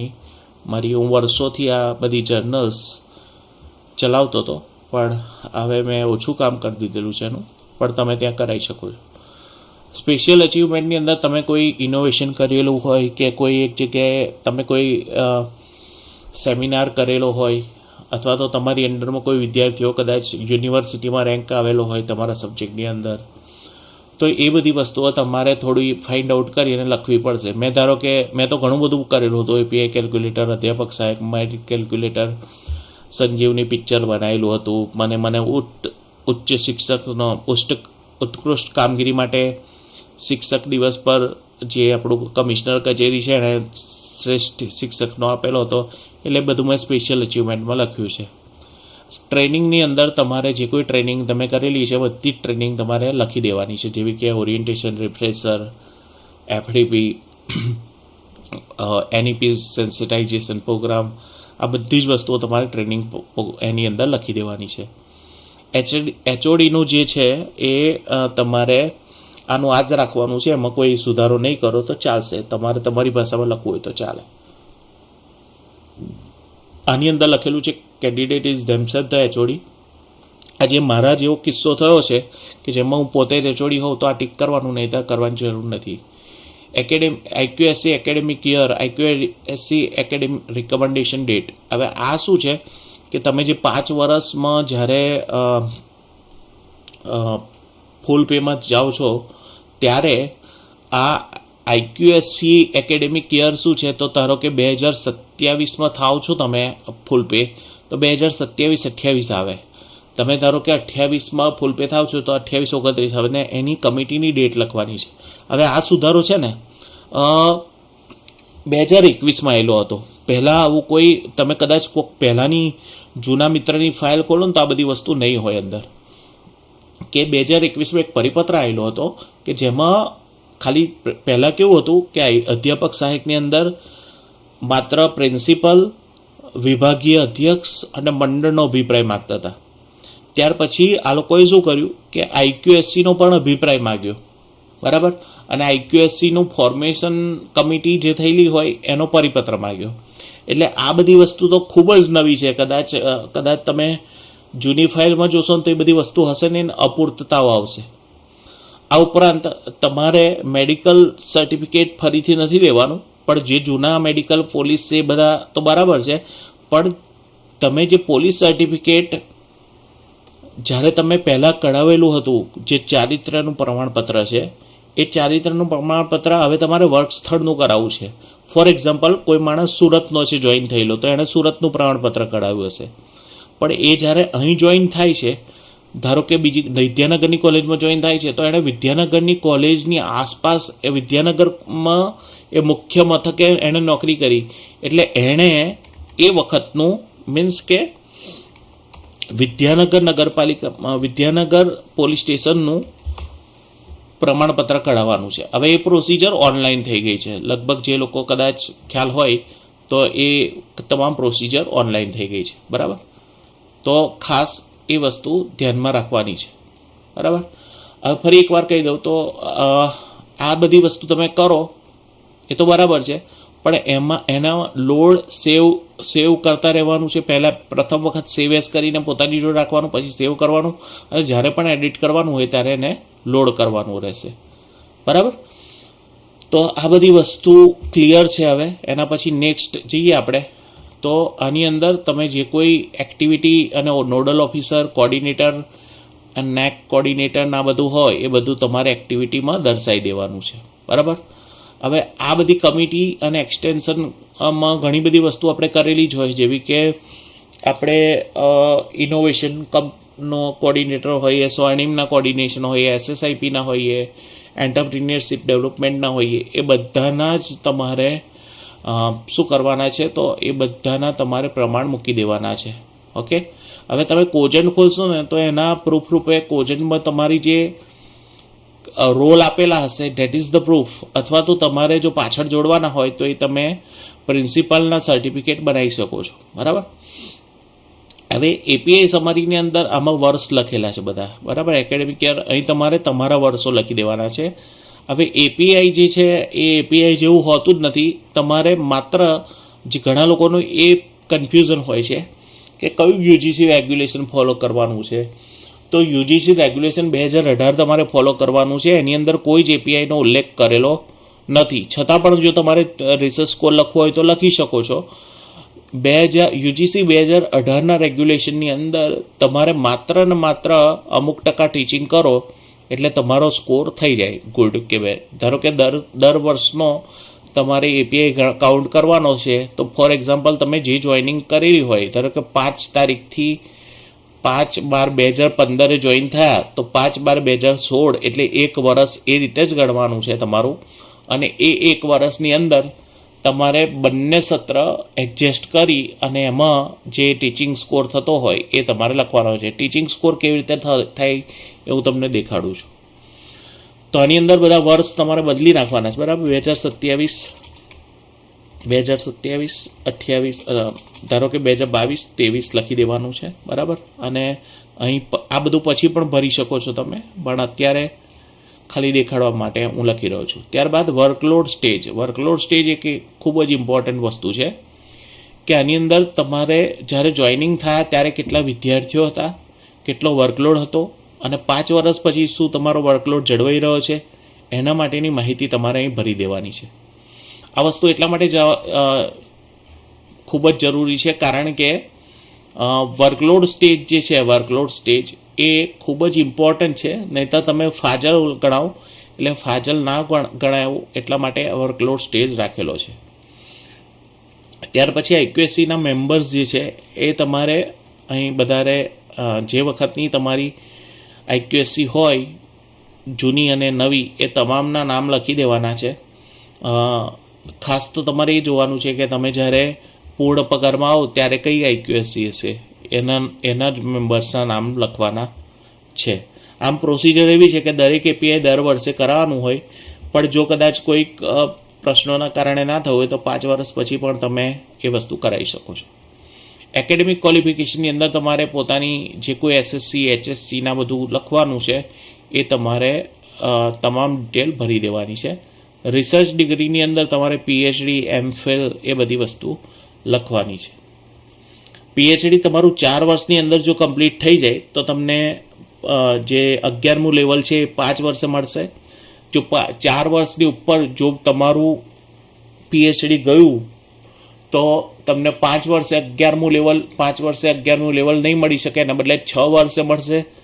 6 + 5 એટલે બીજા 5 વર્ષે 12મું લેવલ મળશું અને પછી 3 વર્ષે એટલે 2 વર્ષનો તમને શું થઈ શકે છે, લોસ થઈ શકે છે.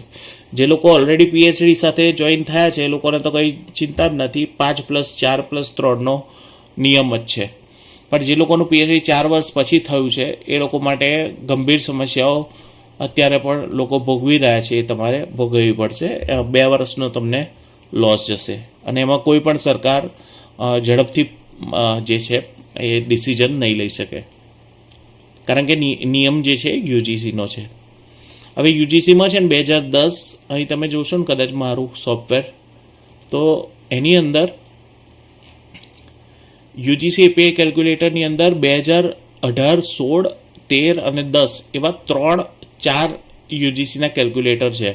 પણ આપણે 2018નું રેગ્યુલેશન જ ફોલો કરીએ છીએ અને 2016નું જે 2015 વાળા હતા એ લોકો કરી રહ્યા હતા, પણ ત્યાર પછી 2018નું રેગ્યુલેશન લેટેસ્ટ છે. 2050નું રેગ્યુલેશન પણ આવી ગયેલું હતું, પણ એ ડ્રાફ્ટ વર્ઝનમાં છે, એ અસ્તિત્વમાં આવ્યું નથી. 2010નું રેગ્યુલેશન બહુ જૂની ફાઇલ છે, એટલે ખાસ તમારે એપેન્ડિક્સ 2 ટેબલ 1, એપેન્ડિક્સ 2 ટેબલ 2 વાળું જે છે એપીઆઈ ફોર્મ એ જોવાનું છે. અને એમાં પણ તમે કદાચ અહીં CS રોડમેપ કોર્સ અને CS રોડમેપ જુઓ તો તમને ખ્યાલ આવશે કે તમારે માત્ર અધ્યાપક સહાયકની 5 વર્ષની ફાઇલની અંદર કોઈ પણ પબ્લિકેશન નથી કરવાના, તમારે ઓપી અને આરસી કરવાનો છે અથવા તો એફડીપી ઇક્વિવેલન્ટ જે કંઈ હોય એ કરવાનું છે.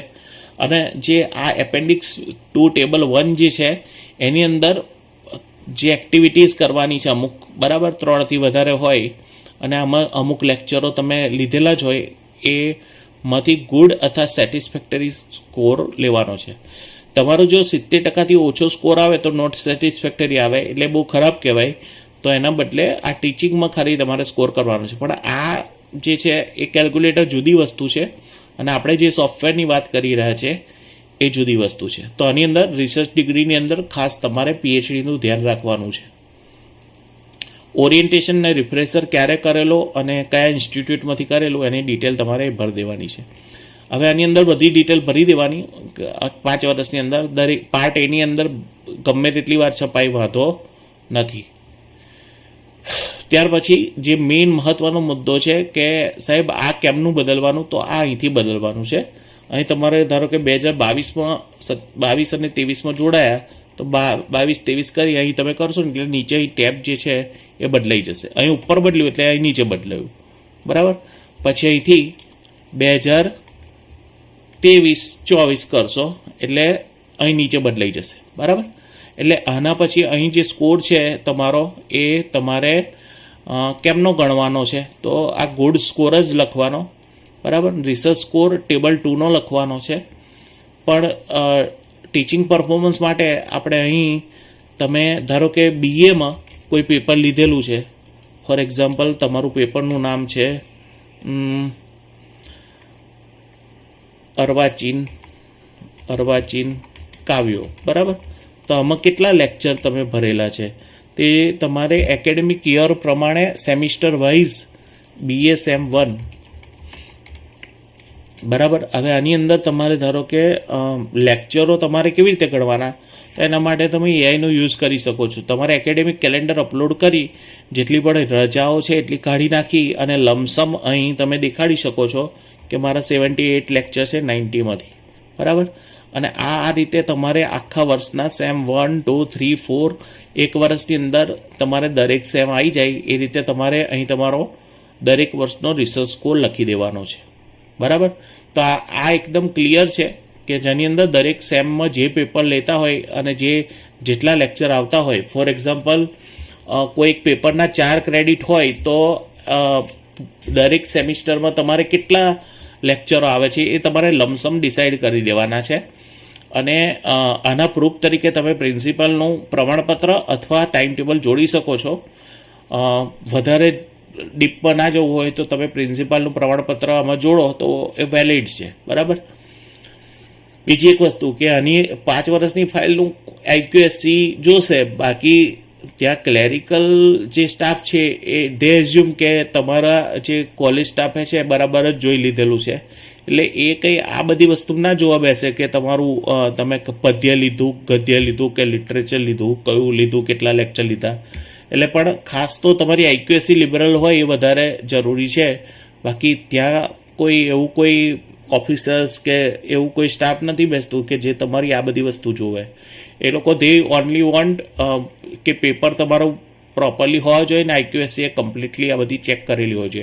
22, 23, 24, 25, 26, 27. ઓકે.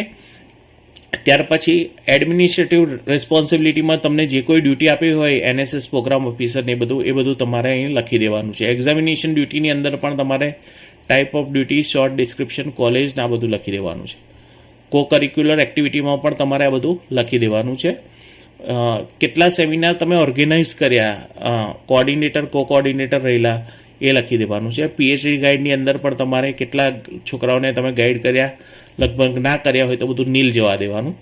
પબ્લિકેશનમાં ખાસ જોવાનું, તમે કોઈક રિસર્ચ પેપર ISSN નંબરમાં છપાયેલું જરૂરી નથી, પણ તો પણ 1-2 પોતાના છપાઈ રાખવા, બરાબર. તમને કોઈ મુસીબત પડતી હોય તો મને તમે કહી શકો છો એમાં.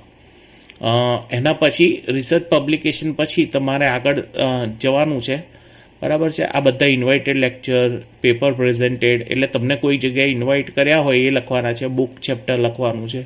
એ બધું કરી અને તમારે આખો ડેટા ભરવાનો છે. આમાં ખાસ મહત્ત્વનો ડેટા આ જ છે કે તમારી જે ટીચિંગ એક્ટિવિટી છે અને અન્ય બધી જે રિસ્પોન્સિબિલિટી છે એ વધારે મહત્ત્વની છે, બરાબર. તો અચ્છા, તમને એવું થાય કે આમાં શું રિસર્ચ સ્કોર લખવું, તો એ રિસર્ચ સ્કોર લખવા માટે તમારે આ મારું એક બીજું મોડ્યુલ છે ને એની અંદર આવી જવું, અહીં ગણવાનું અને અહીં ફિલઅપ કરવાનું, બરાબર. અને ત્યાર પછી નેક્સ્ટ. હવે લગભગ બધું તૈયાર થઈ ગયું છે, પણ આમાં એવું થશે કે ઘણા બધા એપીઆઈ ફોર્મ જનરેટ થઈ જશે. બધા અલગ અલગ રીતે થશે, અમુક શોર્ટ વર્ઝનમાં થશે, અમુક ફૂલ વર્ઝનમાં થશે, બરાબર.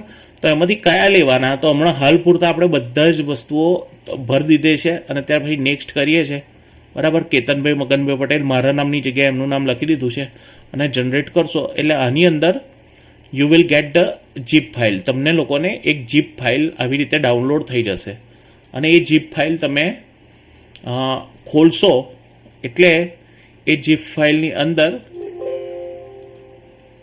ફાઇલની અંદર તમામ ડોક્યુમેન્ટ, તમારી JSN ફાઇલ અને આખી બધી જ ડોક્યુમેન્ટ ફાઇલ થઈ ગઈ. હવે જુઓ, અહીં તમે જોશો ને તો મારા નામની જગ્યાએ પહેલાં મારું નામ હતું. આ કોલેજનું નામ તો એટલા માટે આવ્યું કારણ કે આપણે એનું એ જ રાખેલું હતું. બાકી મારા નામની જગ્યાએ કેતનભાઈ મગનભાઈ પટેલનું નામ આવી ગયું છે.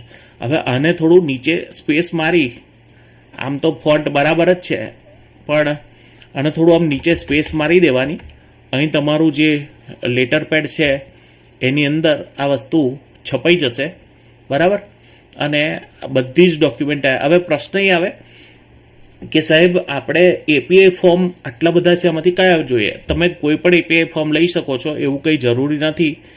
પણ મારા ખ્યાલથી તમારે જે આ પાર્ટ એ છે એ તો આપણે અહીં છાપી જ દીધેલો છે, આમાં બધી વસ્તુ આવી જશે. તો પાર્ટ એ તો રાખવાનો જ છે કમ્બાઈન, પણ તમારે પાર્ટ એની જગ્યાએ તમને એવું હોય કે મારે પાર્ટ બી પણ દરેકનો અલગ બનાવો છે તો આ પણ ચાલે. પણ પાર્ટ એનું એક જે પહેલું વર્ઝન છે એ તમારે લઈ લેવાનું છે. એપીઆઈ ફોર્મ શોર્ટમાં પણ આપેલા છે અને લોંગમાં પણ આપેલા છે, પણ તમને જે અનુકૂળ લાગે. હું તો એવું કહું છું કે તમારે એકચ્યુઅલી ફૂલ એપીઆઈ ફોર્મ કે જેની અંદર આ બધું આવી ગયું, જો પાર્ટ એ પાર્ટ બી બધું આવી ગયું છે, તો એ આ જ વસ્તુ તમારે આખી દરેકના એપીઆઈ ફોર્મ લઈ લેવા, બરાબર. જો આ જે છે ને પાછળ જે સૌથી છેલ્લે આપેલા છે, ભલે થોડા પેજીસ વધારે થાય પણ તમારે એપીઆઈ ફોર્મ એના જ લઈ લેવાના હોય, જેનાથી પ્રશ્નો થાય નહીં. આના સિવાય તમે દરેક વસ્તુ જુઓ કેટલી સરળતાથી થઈ ગઈ છે. દરેકમાં કેતનભાઈ મગનભાઈ પટેલ નામ આવી ગયું છે. કોલેજનું નામ બદલો તો એ પણ આવી શકે છે, બરાબર. અમારા જમાનામાં આવી કોઈ વ્યવસ્થા હતી નહીં કે જેનાથી અમારે દરેક ડોક્યુમેન્ટ ખૂબ જ જાળવીને કરવા પડતા હતા, બરાબર છે. તો તમે આ સોફ્ટવેરનો યુઝ કરો. પહેલાં સેટઅપ ફાઇલ તમારે અહીંથી ઇન્સ્ટોલ કરવાની છે અને ઇન્સ્ટોલ કર્યા પછી એને તમારે યુઝ કરવાની છે. હવે આ ધારો કે લાઈક ધીસ કે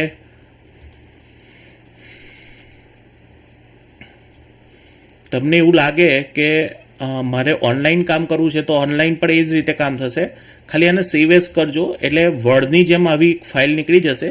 એને તમારે સેવ કરી અને પછી કાયમ એને લોડ કરવાની છે, એટલે એનાથી તમારી આ વસ્તુ લોડ થઈ જશે. હવે જે વસ્તુ આપણે વાત કરી રહ્યા હતા કે તમારે શું શું કરવાનું છે, તો તમે અહીં તમારી જોઈનિંગ ડેટ નાખશો, બરાબર છે, 27 ધારો કે 7/2022, ઓકે.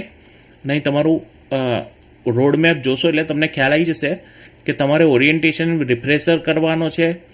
હિન્દી અને ગુજરાતી એક્ઝામ જો ના આપેલી હોય તો આપી દેજો, બરાબર, એટલે પાછળથી પ્રશ્ન ન થાય. ઘણા બધા કેસ એવા છે કે અત્યારે હું એવું તમને મિસગાઈડ નથી કરતો કે CCC+ની એક્ઝામ પાછળથી આપી હોય તો પણ ના કરી રહી હોય તો પણ તમને કરી આપે 5 વર્ષ પછી. તમને એક્સટેન્શન આપીને એક વખતે કરી આપે છે. પણ જ્યાં સુધી બને ત્યાં સુધી લગભગ અત્યારની જનરેશન ખૂબ જ શાર્પ છે એટલે CCCની એક્ઝામ તમારે આપી દેવી. પણ જો કદાચ ના હોય તો એવું નહીં માની લેવાનું કે તમે ફાઇલ ના મૂકી શકો. એક ટાઈમ ફાઇલ મૂકી દેજો. અને પોલીસનું જે વેરિફિકેશન છે એ ખાસ તમારે કરાવવાનું છે. આ ઉપરાંત તમારી કેટલી સેલરી થશે તો એ તમે અહીંથી કાઉન્ટ કરી શકશો.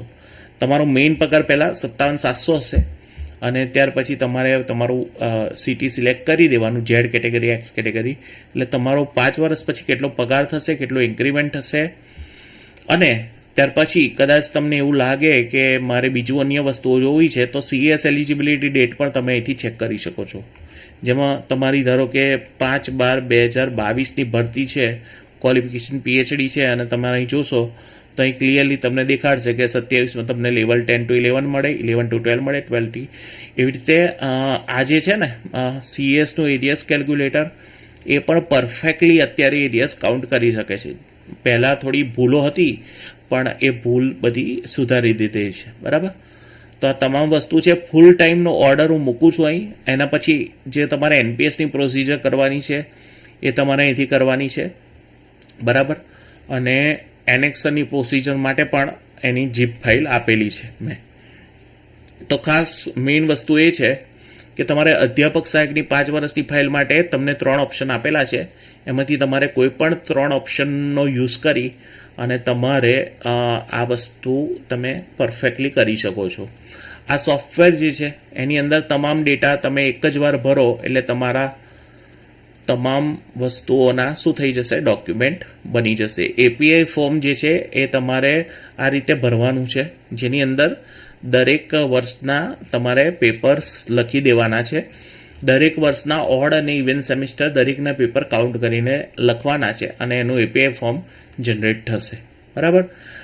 હોપફુલી કોઈ યુજીસીનું નવું રેગ્યુલેશન ના આવે તો વધારે સારું. 2017નું 2018નું જે રેગ્યુલેશન છે એ તમારું હજુ 2-3 વર્ષ ચાલે તો તમને ઘણો બધો ફાયદો થઈ શકે છે. કારણ કે નવા રેગ્યુલેશન 2025નો મારો વિડીયો તમે જોશો ને તો અંદર ઘણા બધા અઘરા ટાસ્ક આપેલા છે, જે એક ટીચર માટે એડમિન ડ્યુટી અને ટીચિંગ સાથે કરવા ખૂબ જ અઘરા હોય છે. આપણી જોડે ટાઈમ હોતો નથી. એટલે ભગવાનની કૃપાથી જો 2018નું રેગ્યુલેશન ચાલુ રહે તો તમને લોકોને ઘણો બધો ફાયદો થઈ શકે છે, બરાબર. આમાં ઘણી બધી વસ્તુ છે. આ વેબસાઇટ ખોલો ને તો તમને લગભગ આખું યુનિવર્સ મળી રહેશે ને ટૂંક સમયમાં તો આ વેબસાઇટ ઉપર, અને આ વેબસાઇટની ગાંધીનગર પણ જાણ છે. મેં દેખાડેલું છે, જે કોઈ ઓફિસર્સ છે એમને આખું પ્રેઝન્ટેશન કરીને દેખાડેલું છે કે આમાં આટલી સર્વિસીસ મેં ઇન્ક્લુડ કરી છે. And they are very happy કે ઘણું બધું કામ મેં આ બધી વસ્તુઓ કરી દીધેલી છે ને આ બધી વસ્તુ ફ્રી ઓફ કોસ્ટ છે, બરાબર છે. તો થોડી સજાગતા અને જાગૃતતા રાખી અને તમારે આ ફાઇલ બનાવવાનું ચાલુ કરી દેવાનું છે. અને મારા ખ્યાલથી ડેસ્કટોપ્સનું આ જે EXE વર્ઝન છે એ ખૂબ જ સરસ છે, જે આજે લોન્ચ કરું છું ફ્રેન્ડશિપ ડેના દિવસે તમને લોકોને ગિફ્ટમાં. તો એ તમે લોકો ખાસ ધ્યાન આપી અને આ વસ્તુ તમે કરી દેજો. હવે અહીં તમે જેટલી પણ વસ્તુ સુધારો ને એ વસ્તુ ત્યાં ઇમ્પેક્ટ થશે. ધારો કે અહીં ગુજરાતી લખ્યું મેં, પછી આગળ જઈને હું કોલેજનું નામ જે છે અહીં બદલી કાઢું. ધારો કે તો અહીં લખું ગુજરાત કોલેજ, બરાબર.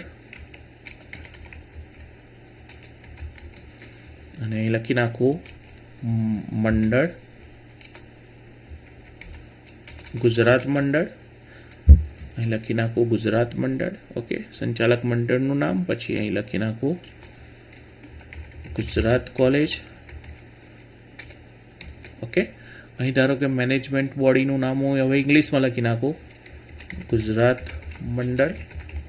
અહીં લખી નાખું ગુજરાત કોલેજ, બરાબર. તો હવે શું થશે, તો આ વસ્તુ સેવ થઈ ગઈ અને આને હું જ્યારે જનરેટ કરીશ ને ત્યારે કેતનભાઈ મગનલાલ પટેલ તો આવી ગયું છે, પણ એના સિવાય ગુજરાત કોલેજનું નામ જે આવ્યું છે ને તો દરેક જગ્યાએ હવે ગુજરાત કોલેજનું નામ બદલાઈ ગયું હશે. જો લાઈક કોઈ પણ ડોક્યુમેન્ટ કદાચ હું ખોલીશ તો એની અંદર લખેલું ગુજરાત કોલેજ સંચાલિત ગુજરાત કોલેજમાં અંગ્રેજી વિષયમાં અધ્યાપક. એટલે આની અંદર કેવું છે કે તમારે જે ઇન્ડિવિજ્યુઅલ મહેનત કરવાની છે એ તમારે ઇન્ડિવિજ્યુઅલ મહેનત તમારી ઓછી થઈ જશે, બરાબર છે. તો હેવ અ નાઇસ ડે. લગભગ 1-8 કલાકની ટ્રેનિંગ થઈ ગઈ છે. આમાં દરેક વસ્તુ ખાસ જોવાની છે. અને આની અંદર એપીઆઈ વર્ષ સુધારવા માટે ઉપર સુધારશો એટલે નીચે સુધરશે. અને અહીં ગુડ અને આ બધો સ્કોર કદાચ તમને ખ્યાલ ના આવતો હોય તો એના માટે વેબસાઇટની અંદર યુજીસી એપીઆઈ કેલ્ક્યુલેટર આપેલું છે. આ ખૂબ વર્ષો પહેલાં બનાવેલું હતું પણ અત્યારે પણ કામમાં આવી રહ્યું છે. એટલે આની અંદર 2018નું રેગ્યુલેશન જ્યારે આવેલું ને ત્યારે મેં આ એપીઆઈ કેલ્ક્યુલેટર બનાવેલું હતું. આની અંદર તમારે સ્કોર ગણી અને આગળ મૂકી દેવાનો છે. અને આની અંદર તમારે એપીઆઈ સ્કોર ગણી અને એ પણ આગળ મૂકી દેવાનું. ઘણા બધા એવું કહેશે કે આ ટેબલ 2ની શી જરૂર છે. ઘણી વખત યુનિવર્સિટીના સ્ક્રીનિંગ આવે ને ત્યારે બધું માગતા હોય એટલે આપણે બધું બનાવી દેવાનું, બરાબર. આમાં પણ કંઈ ખ્યાલ ના આવતો હોય તો તમે લોકો મને પૂછી શકો છો, okay. Have a nice day. Thank you. કદાચ અમારું સોફ્ટવેર ખૂબ જ ઉપયોગી થશે.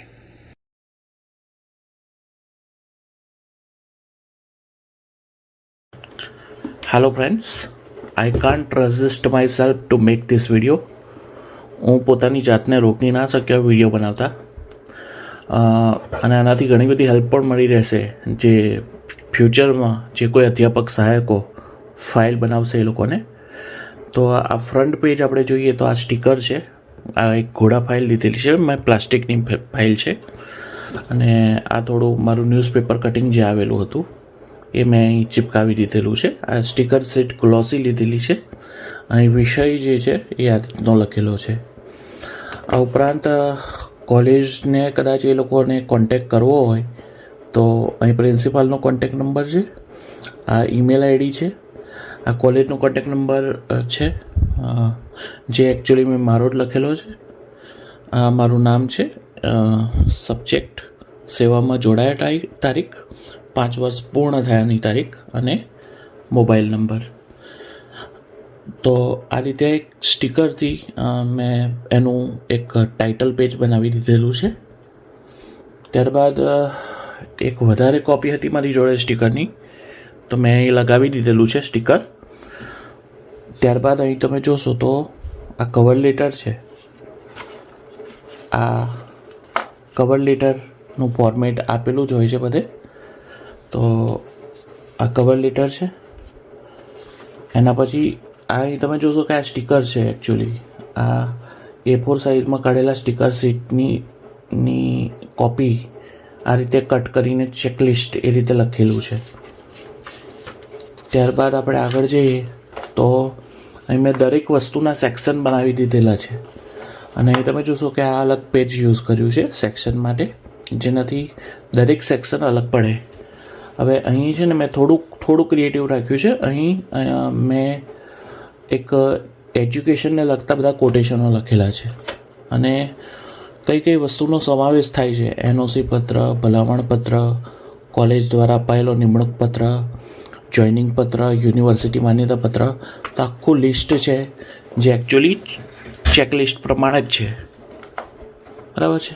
તો ત્યારબાદ અહીંથી આપણી ફાઇલ ચાલુ થાય છે. તો અહીં તમે જોશો કંઈ પેજ 1 મેં આપેલું છે. આ સ્ટીકર છે અને બહુ સારી રીતે એને ચિપકાવી દીધેલું છે જેનાથી ઉખડે નહીં.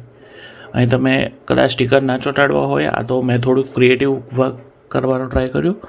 તો અહીં તમે પેજ નંબર પેનથી પણ આપી શકો છો. પછી અહીં NOC કોપી એવું લખી દીધેલું છે, એનું પણ આ સ્ટીકર છે. દરેક પેજને મેં નંબર આપી દીધેલા છે. પેજ 3. ત્યારબાદ અહીં પેજ 4 લખેલું છે અને આ પણ એક સ્ટીકર છે.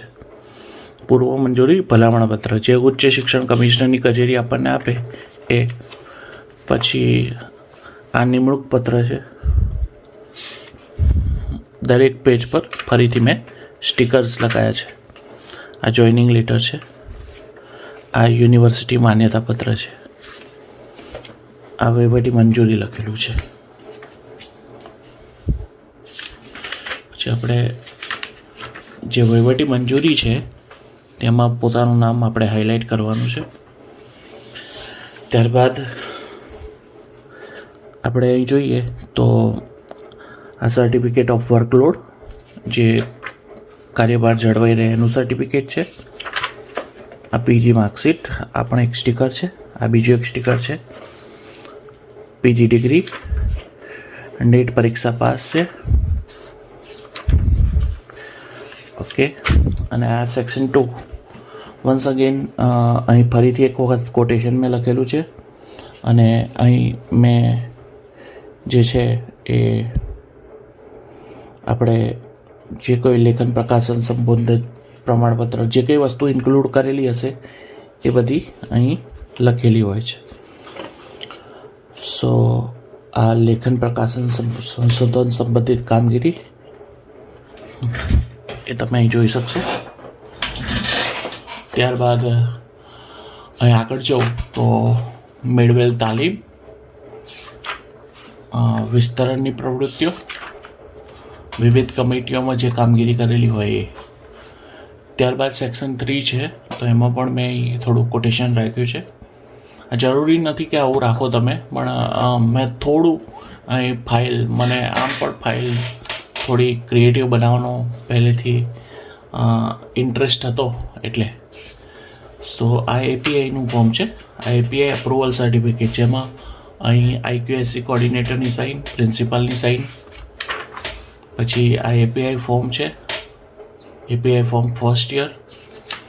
આ 2016 પ્રમાણે ગણેલું છે. 2016 પ્રમાણે એપીઆઈ ફોર્મ આપણે અહીં જોડેલું છે. એપીઆઈ ફોર્મમાં ત્યારબાદ એપીઆઈ ફોર્મ બાદ ડાયરેક્ટલી જે કંઈ એપીઆઈ ફોર્મમાં એસએસસી એચએસસી લખ્યું છે તે બધા પ્રમાણપત્રો મેં જોડી દીધા છે. એને એન્ક્લુઝર નામ આપી દીધેલું છે. ત્યારબાદ એપીઆઈને સપોર્ટ કરતા ડોક્યુમેન્ટ એટલે કે ટાઈમ ટેબલ અહીં મૂક્યું છે. એમાં મારા લેક્ચર હાઇલાઇટ કરેલા છે. પછી જે તે વર્ષના એપીઆઈ ફોર્મ, તો એ વર્ષના જે કંઈ ડોક્યુમેન્ટ છે સપોર્ટ કરતા, જેવા કે પબ્લિકેશન કરેલું હોય, સેમિનાર કરેલું હોય, તે બધા મેં જોડેલા છે. એ રીતે આ બીજું એપીઆઈ ફોર્મ છે. અને બીજા એપીઆઈ ફોર્મની પાછળ પણ એને સપોર્ટ કરતા ડોક્યુમેન્ટ્સ, જે એસએસસી એચએસસી એ બધું છે એ એક જ વાર મેં જોડ્યું છે. બરાબર, પહેલાં ફોર્મમાં. હવે આ તમે ઘણી વખત બધા એવું કહે છે કે તમે જે રિસન્ટ યર હોય એ પહેલાં રાખો, પણ મેં થોડું ફર્સ્ટ યર ક્રમમાં જ રાખેલું છે, ફર્સ્ટ યર સેકન્ડ યર. હવે આ અમુક કોમન સર્ટિફિકેટ છે જે કમિટીએ આપેલા છે. આ કોમન સર્ટિફિકેટ એ છે કે તમે આટલા કલાક કામ કર્યું, પછી આટલું એક્ઝામિનેશન ડ્યુટી કરેલી છે, પછી તમે સેમિનાર એટેન્ડ જે કરેલા હોય, એક્સટેન્શન એક્ટિવિટી કરેલી હોય, સ્ટુડન્ટના ટેલેન્ટ ડેમાં ભાગ લીધેલો હોય, કે સ્ટુડન્ટ જોડે તમે યુથ ફેસ્ટિવલની કોઈ કમિટીમાં હો, તો આ બધું એ બધું છે. પ્રોફેશનલ ડેવલપમેન્ટમાં મેં ઘણું બધું કામ કરેલું છે એટલે મેં લખેલું છે. આ એક બીજી એક સર્ટિફિકેટ છે જે હું બધી જર્નલો ચલાવતો હતો તો એને રિવ્યૂ કમિટી મેમ્બર અને એડિટોરિયલ બોર્ડ મેમ્બર તરીકેનું છે. ફરીથી આ બધા પ્રમાણપત્રો છે. સમયસર હાજરી આપે છે, આ તો બધા છે. અન્ય પાર્ટ ટાઈમ નોકરી નથી કરતા, પરચોરણ રજા મુખ્ય મથકે રહે છે, દીવાની કાર્યવાહી થયેલ નથી, 5 વર્ષનું ટોટલ મૂલ્યાંકન, એટલે જે આગળના પ્રમાણપત્રો આવ્યા એને આ ટેબલમાં દેખાડી દીધું. ત્યારબાદ આપણે આગળ જઈએ તો વિભાગ અધ્યક્ષનો અભિપ્રાય, એના 3 સર્ટિફિકેટ હોય છે, તે 3 સર્ટિફિકેટ જોડેલા છે. પછી આચાર્યશ્રીનો અભિપ્રાય, તો મેં આ લખેલું છે. અને સંતોષકારક શૈક્ષણિક કામગીરી અંગેનું પ્રમાણપત્ર એ પણ દેખાડેલું છે. બરાબર. ત્યારબાદ આ કોલેજ સત્તામંડળ જે ટ્રસ્ટ આપણને આપે એ ઠરાવો છે બધા. અને ત્યારબાદ લાયકાત પ્રમાણપત્ર ખરાઈ કરવાના, એટલે કે એસએસસીનું વેરિફિકેશન છે, પછી એચએસસીનું વેરિફિકેશન છે, BA MA MPhil પોલીસનું વેરિફિકેશન છે, મેડિકલ ફિટનેસ જૂનું જ લગાવવાનું છે, અને પોલીસ સર્ટિફિકેટ વર્ક પ્લેસ જે નવું કરાવડાયું અત્યારે, CCCનું નોટિફિકેશન છે. અને ફરીથી એક વખત ટાઈમ મળેલો હતો તો બીજા જે અન્ય ડોક્યુમેન્ટ છે જેવા કે CCC પાસ કરેલી હોય, અને ફરીથી પાછા મેં બધા ડોક્યુમેન્ટ એસએસસીથી પીજીના પાછળ જોડેલા છે. તો આ રીતે મેં ફાઇલ બનાવી છે, જેનાથી તમને લોકોને ખ્યાલ આવી જાય. આ એક ફાઇલ છે અને આ કવર લેટર છે. તો આ રીતે ફાઇલ જે છે એ રેડી કરેલી છે. Thank you.